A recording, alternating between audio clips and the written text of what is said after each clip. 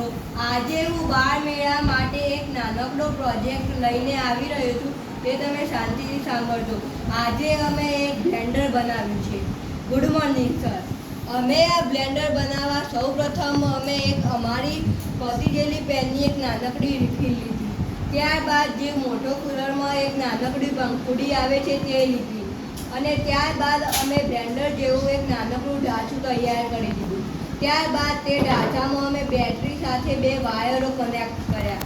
ત્યારબાદ તે 2 વાયરો કનેક્ટ કરી એક અમે નાનકડો સેલ લીધો અને અમે જો સેલમાં તે 2 વાયરો અડાડીએ તો આ બ્લેન્ડરની પંખુડી ગોળ ગોળ ઘૂમવા માંડે છે અને જેના કારણે કોઈ દહીં ભાગવું હોય વગેરે વસ્તુઓ કરવી હોય તો આ બ્લેન્ડરનો યુઝ થાય છે.